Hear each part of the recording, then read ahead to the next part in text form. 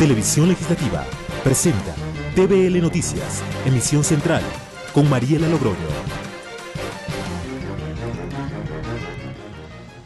Jueves 5 de octubre del 2017, amigos y amigas televidentes, saludos cordiales. Les damos la cordial bienvenida a la emisión central de TVL Noticias con información que se ha generado hasta este momento en nuestro país. Gracias a quienes nos sintonizan a través del canal 42 en Quito y también en nuestro sitio web tvl.asambleanacional.gov.es. De inmediato, el desarrollo de las noticias.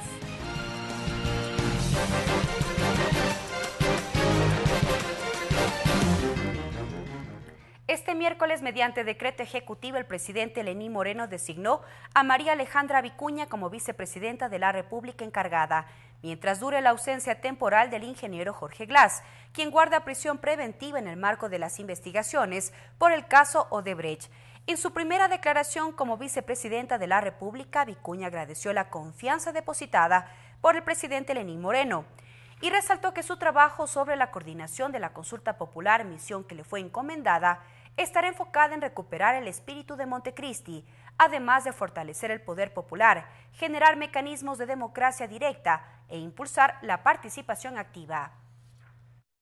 El que la soberanía radica en el pueblo nos parece un tema central. Ya tendremos oportunidad de seguir dialogando de los temas específicos que en el ámbito de mis competencias es responsabilidad asumir y continuar en este diálogo permanente que ha sido una característica de nuestro gobierno. Reitero una vez más el agradecimiento por la confianza y una vez más reitero también el que lo asumo no solo con humildad, sino con el compromiso militante como cofundadora de este proceso político y con toda la responsabilidad y el compromiso patriótico con el pueblo ecuatoriano, con nuestro gobierno, con la patria en su conjunto. Consulta popular. La sala de admisión de la Corte Constitucional se instaló en sesión esta mañana para conocer, entre varios temas, el pliego de preguntas para la consulta popular propuesto por el presidente de la República. Si la propuesta es admitida a trámite, será sorteada a un juez, quien deberá preparar un informe para su análisis por parte del Pleno de la Corte. María Fernanda Medina desde el lugar con los detalles. Gracias, ¿qué tal? Muy buenas tardes. Así es, hoy a partir de las 10 de la mañana los magistrados integrantes de la Sala de Admisiones de la Corte Constitucional sesionan, puesto que hoy se conocerá la admisibilidad de las preguntas de la consulta popular presentadas por el primer mandatario Lenín Moreno. Durante la sesión de la sala de admisión, las magistradas Tatiana Ordeñana, Ruth Seni y Wendy Molina calificarán o no las preguntas. Además, revisarán o no si reúnen los requisitos necesarios. Además, se tratará otros temas puestos en agenda de dicha sala. Asimismo, una vez que la sala de admisión califica las preguntas para la consulta popular, designará un juez ponente. El mismo desarrollará un proyecto de resolución para el conocimiento y aprobación de los 9 magistrados de la Corte Constitucional. Cabe indicar que luego de que la Corte Constitucional admite el trámite, tendrá hasta 20 días para emitir un dictamen. El siguiente paso será que el presidente disponga al Consejo Nacional Electoral que convoque a consulta popular en el plazo de 15 días y el plebiscito como tal deberá efectuarse en los próximos 60 días. Cabe indicar que ayer el presidente de la República mencionó durante un conversatorio en Carondelet que en caso de que se aprueben las preguntas de la consulta popular, se llevaría a cabo entre enero y febrero el plebiscito. Por ahora nosotros estaremos esperando los resultados que emitan las magistradas de la Sala de Admisión de la Corte Constitucional. Más adelante en nuestro noticiero de las 17:30 les tendremos más detalles. Hasta aquí el informe. Buenas tardes. Gracias, María Fernanda, por la información. Para el Frente Unitario de Trabajadores, la consulta popular se quedó corta. Sin embargo, dicen que votarán por el sí en las preguntas. Ricardo Bravo estuvo en la rueda de prensa que el FUT brindó esta mañana y nos tiene un informe. Adelante. Así es, ¿qué tal? Buenas tardes. El Frente Unitario de Trabajadores mostró su respaldo a la consulta popular que ha sido convocada por el presidente de la República, Lenín Moreno. Sin embargo, José Villavicencio, el presidente de turno del Frente Unitario de Trabajadores, dijo que hay temas que se le han quedado al jefe de Estado en el escritorio. Que lamentamos desde el Frente Unitario que el presidente Moreno no haya tomado en cuenta el pedido de los trabajadores en el tema que la consulta popular debe servir para recuperar también derechos individuales y colectivos, como el tema de la libre organización sindical y la contratación colectiva en el sector público, el tema de recuperar el derecho de la comunicación y también el papel que debe jugar la Contraloría. El Frente Unitario llama al pueblo ecuatoriano, a los trabajadores, a participar y a votar sí en esta consulta popular. De su lado, Mesías Tatamuez, otro de los dirigentes históricos del Frente Unitario de Trabajadores, hizo un pedido puntual al presidente de la República. Señor presidente de la República, le decimos, si no retira al señor Richard Espinosa, el seguro, la seguridad social se irá cada día para atrás. Finalmente, el Frente Unitario de Trabajadores se mostró expectante de los próximos temas que serán reenviados a la Asamblea Nacional para el análisis, sobre todo leyes referentes a los trabajadores. Es lo que les podemos informar hasta esta hora. Buenas tardes. Buenas tardes, Ricardo, y gracias por la información. En el siguiente reportaje explicamos en qué consiste la primera pregunta para el referéndum consulta popular relacionado con el tema de la corrupción. Nuestra compañera Lorena Espinosa nos cuenta de qué se trata. Consulta popular. Castigar la corrupción es el tema de la pregunta número 1 de la consulta popular y referéndum propuesta por el presidente de la República. Ahí se plantea la prohibición de formar parte del sector público y político. El presidente de la República, en el documento que entregó a la Corte Constitucional, argumenta que el gobierno ha iniciado un proceso de lucha contra la corrupción debido a los diversos casos descubiertos en algunos procesos de contratación de obras de interés nacional en el que se han visto involucrados servidores públicos. Por ello propone castigar la corrupción y pregunta: ¿está usted de acuerdo con que se enmiende la Constitución de la República del Ecuador para que se sancione a toda persona condenada por actos de corrupción con su inhabilitación para participar en la vida política del país y con la pérdida de sus bienes? La pregunta contiene dos elementos. Uno de ellos es la muerte civil. A que si una persona ha cometido actos de corrupción dentro de la función pública, no vuelva a ser parte justamente de la función pública por haber abusado de su cargo. Es decir, que cualquier ciudadano que haya sido condenado por corrupto no pueda ser parte del sector público y más aún de la política. Estando dentro de esta problemática pueda reincidirse sobre esta situación. Con eso se está definitivamente inhabilitando para cualquier tipo de función pública, sea por concurso de méritos, sea por elecciones. El segundo elemento que contiene la pregunta es la extinción de dominio. Esto quiere decir que el Estado pueda recuperar los valores que fueron frutos de los actos de corrupción. Hecho peculado, concusión, enriquecimiento ilícito. La extinción de dominio se refiere a que pierden la propiedad sobre esos bienes y con esos se resarcen los perjuicios que se ha causado al Estado. Esta pregunta es parte del referéndum porque modifica la Constitución. Sin embargo, luego de ello se deberán reformar leyes conexas.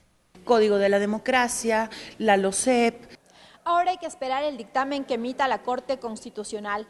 Ahí se deberá especificar el mecanismo para modificar a la Carta Política. Consulta popular. Cambiamos de tema. Las reacciones sobre el estado de la seguridad social tras el anuncio del gobierno de incrementar las pensiones jubilares a los afiliados al Seguro Social Campesino para este año no se hacen esperar, mientras que para el gobierno hay un superávit. Desde otra tienda política se señala lo contrario. El Gobierno Nacional prevé incrementar las pensiones jubilares de los afiliados al Seguro Social Campesino de 63 a $100.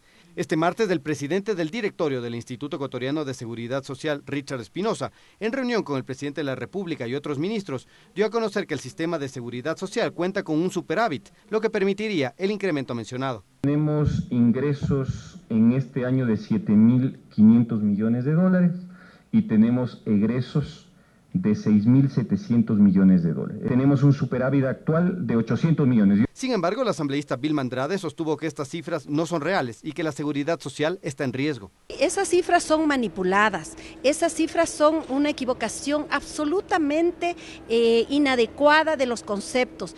La seguridad social no tiene superávit, la seguridad social aquí y en todo el mundo lo que tienen son reservas. Además, hizo referencia al estudio de la Organización Internacional del Trabajo, OIT, que alertó recientemente sobre la sostenibilidad de los fondos del Instituto Ecuatoriano de Seguridad Social, IES. No hay recursos suficientes, la OIT acaba de señalar que de aquí a 5 a 10 años ustedes, los jóvenes, posiblemente no puedan acceder a la seguridad social. Para este año habría un déficit de las distintas prestaciones del Seguro Social por unos 2.000 millones, según Roberto Aspiazu, director del Comité Empresarial Ecuatoriano. Karel Sack, TVL Noticias. Tiempo de una pausa, pero al volver les tendremos información de las reformas al Código Penal en materia de tránsito. Ya regresamos. Regresamos con TVL Noticias, emisión central, luego de la siguiente pausa promocional.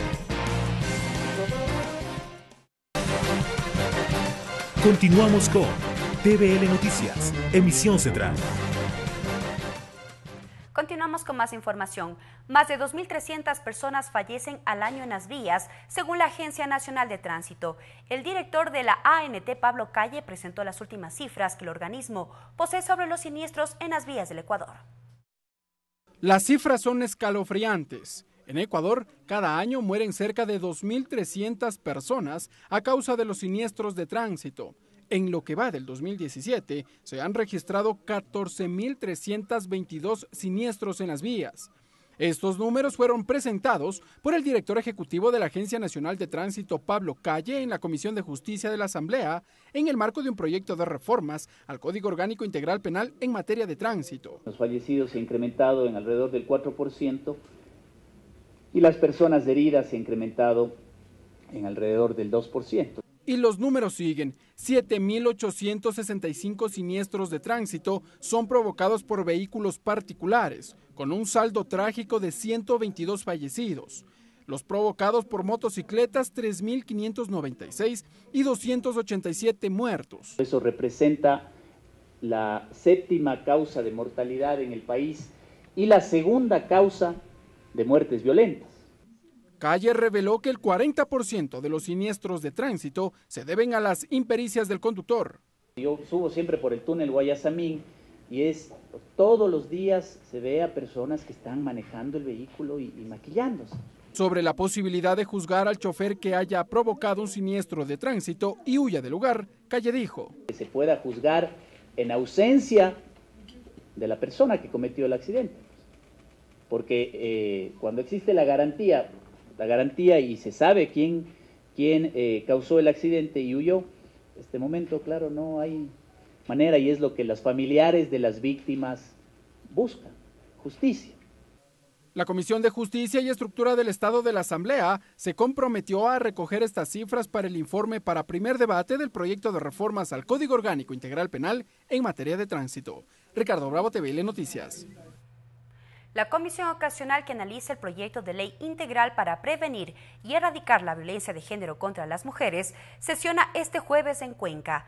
Allí la mesa recibe aportes de organizaciones de mujeres, representantes de instituciones y ciudadanía.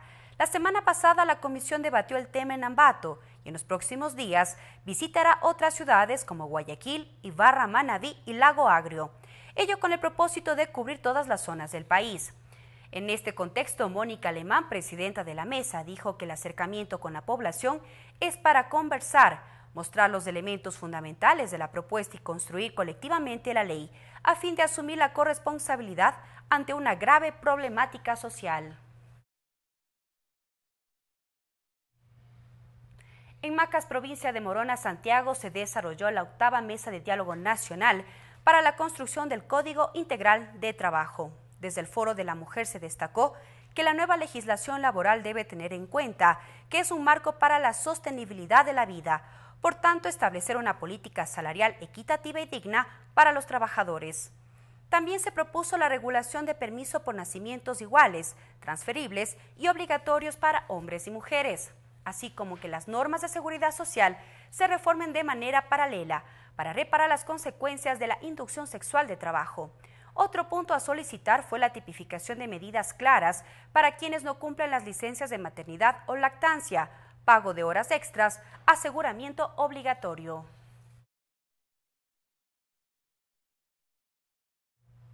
Establecer mecanismos que permitan potenciar las capacidades de ambas entidades para el desempeño de sus funciones como entes legislativos en el marco de los procesos de integración es el objetivo del Convenio de Cooperación Interinstitucional suscrito por la Asamblea Nacional y la representación parlamentaria de Ecuador en el Parlamento andino. Dicho convenio permitirá el intercambio de experiencias entre ambos organismos. Con un apretón de manos, la Asamblea Nacional y la representación parlamentaria de Ecuador en el Parlamento andino suscribieron un convenio marco de cooperación interinstitucional que busca potenciar capacidades de ambos organismos. En tal sentido, la vicepresidenta del Parlamento andino en Ecuador, Mireya Cárdenas, recordó que desde 1984 el país participó por primera vez en el Parlamento y a su vez la legislatura los recibe. Allí destacó la importancia del trabajo conjunto. Para ver los mecanismos de trabajo entre Parlamento andino y Ecuador. Y destacó la necesidad de trabajar de manera articulada. Según dijo, hasta el momento son 12 los marcos normativos, producto de una investigación. Ella explicó los temas. Educación, salud, gestión de riesgo, en erradicación de toda forma de violencia de la mujer. De su lado, el presidente de la Asamblea Nacional, José Serrano, destacó la relevancia del convenio interinstitucional. Gran validez tanto de investigación, de una gran validez también como información de doctrina, de desarrollo normativo. E hizo énfasis en el intercambio de experiencias. Que también los señores y señoras parlamentarios andinos del Ecuador puedan tener un espacio de voz en las comisiones, en las diferentes comisiones legislativas. En este encuentro, el presidente de la legislatura se refirió a su participación en el Parlamento Europeo el próximo 18 de octubre para impulsar la extensión de visas para los ecuatorianos. Mariela Logroño, TVL Noticias. Unión Interparlamentaria, Asamblea número 137. Del 13 al 18 de octubre se realizará la Asamblea General número 137 de la Unión Interparlamentaria UIP, que contará con la participación de una delegación de asambleístas del Parlamento ecuatoriano. Entre ellos están el presidente del Legislativo, José Serrano, la legisladora Lira Villalba, Daniel Mendoza, entre otros. La Unión Interparlamentaria es una organización que reúne a representantes parlamentarios de todo el mundo y tiene como fin trabajar por la paz, la cooperación entre los pueblos y el firme establecimiento de la democracia representativa. Bajo este argumento, una delegación del Parlamento ecuatoriano conformada por legisladores de diferentes bancadas asistirán a la Asamblea General número 137 de la Unión Interparlamentaria. Lira Villalba, integrante de dicha delegación, señaló que varios de los asambleístas que acudirán a la cita formarán parte de algunos comités que analizarán diversos temas. Que tienen misiones fundamentales en función de derechos humanos, de seguridad, y también en mi caso, que voy delegada de manera directa a lo que es el Foro de Mujeres Interparlamentarias. En el encuentro, Villalba adelantó que elegirán al presidente y vicepresidente de este organismo internacional. Y pues en ese sentido iremos como grupo con una propuesta. La legisladora agregó que durante la reunión propondrán como asamblea la iniciativa de ley con respecto a la lucha contra la violencia de la mujer. Hemos coincidido con eso con la presidenta de la comisión y vamos a exponer a nivel mundial los conceptos que quiere elevar a la ley esta asamblea y también recoger todos los insumos que nos puedan aportar desde allá. El evento se llevará a cabo del 13 al 18 de octubre en Rusia. María Fernanda Medina, TVL Noticias. En el marco de la Asamblea 137 de la UIP, para el 14 de octubre se prevé un foro de mujeres parlamentarias. Allí se expondrá el proyecto de ley para erradicación de la violencia de género contra las mujeres. La UIP es la Organización Internacional de los Parlamentos creada en 1889, un espacio de diálogo interparlamentario regional, intergubernamental y no gubernamental. La unión persigue varios objetivos como promover los contactos, la coordinación y el intercambio de experiencias entre los parlamentos y los parlamentarios de todos los países. Considera las cuestiones de interés y preocupación internacional y expresa su opinión sobre dichos asuntos a fin de provocar la acción de los parlamentos y los parlamentarios. Contribuir a la defensa y promoción de los derechos humanos, factor esencial de la democracia parlamentaria y del desarrollo.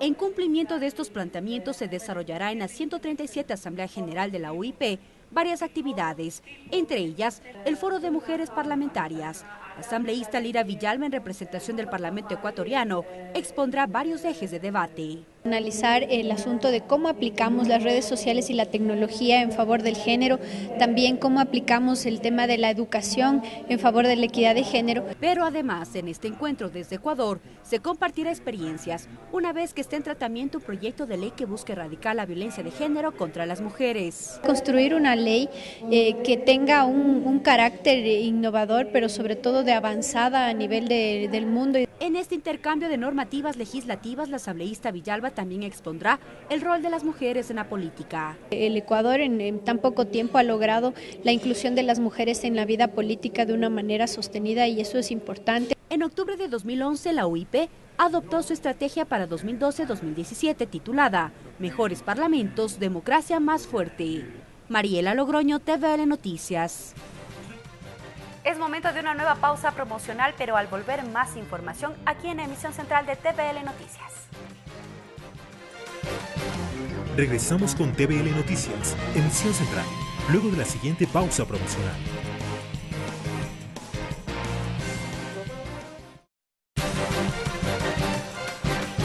Continuamos con TVL Noticias, emisión central. En el Salón de Expresidentes de la Asamblea Nacional, el Frente Parlamentario Ecuador Sin Hambre efectuó el conversatorio sobre el análisis de la situación de inclusión de los derechos del agricultor en las leyes y políticas públicas. Nuestra compañera Lorena Espinosa se encuentra en el lugar y nos amplía la información. Buenas tardes. Gracias, buenas tardes. La inclusión de los derechos de los agricultores en materias legales es el tema que centra la discusión en este conversatorio organizado por el Frente Parlamentario Ecuador Sin Hambre. Ya me acompaña Juanita Chávez, ella es experta internacional, nos visita desde Colombia. Bienvenida al Ecuador. Coméntenos un poquito qué significa hablar de los derechos de los agricultores, de qué temas deberíamos pensar. Muchas gracias. Los derechos de los agricultores han sido reconocidos por la comunidad internacional desde los años 80, pero precisamente con el Tratado Internacional del cual Ecuador es parte, se reconoce que los derechos de los agricultores tienen como fundamento la contribución pasada, presente y futura de todos los agricultores del mundo, pero especialmente aquellos que se encuentran ubicados en las zonas de diversidad y de origen de estos recursos, a la conservación, al mejoramiento y a la disponibilidad de estos materiales para continuar con su fitomejoramiento para la seguridad alimentaria mundial. Es importante resaltar que el Ecuador tiene ya en su Constitución y en su nueva legislación de agrobiodiversidad una muy buena base de reconocimiento a algunos de estos derechos, como es el derecho a conservar, a utilizar, a intercambiar, a vender su semilla, a proteger su conocimiento tradicional, a participar en la toma de decisiones relevantes para estos temas de conservación y de uso de la semilla y de material de propagación, y a beneficiarse de la participación de beneficios derivados de la utilización de estos recursos. Ahora hay una gran labor de desarrollar lo que está implícita o explícito en esta ley y en esta, digamos, constitución para lograr medidas prácticas y efectivas que realmente garanticen estos derechos en las comunidades. Con las distintas leyes que han sido aprobadas aquí en nuestro país, ¿cuáles son los temas o los desafíos que faltarían en la legislación ecuatoriana para garantizar los derechos de los agricultores? Hay un desafío muy importante y es el desafío de la capacitación. Las comunidades per se no conocen sobre estos derechos, falta todavía una conexión entre el sector formal y el sector informal de la semilla. Y tenemos que dar pasos importantes frente a cómo integramos la conservación ex situ, la conservación in situ y reconocemos, digamos, ese equilibrio entre los dos sectores. Muchísimas gracias a Juanita Chávez, quien ya nos ha explicado un poco sobre los temas que se deben tener en cuenta cuando hablamos de los derechos de los agricultores y también nos ha expuesto los avances que ha tenido nuestro país en esta materia. Hasta aquí el informe. Buenas tardes. Gracias, Lorena, por la información. De esta forma hemos llegado a la parte final de la emisión central de TVL Noticias. Más información en nuestros 2 microinformativos de las 15 y 16 horas y la ampliación de estos y otros temas a las 17:30 en emisión estelar de TVL Noticias. Los esperamos. Muy buenas tardes. Televisión Legislativa presentó TVL Noticias, emisión central.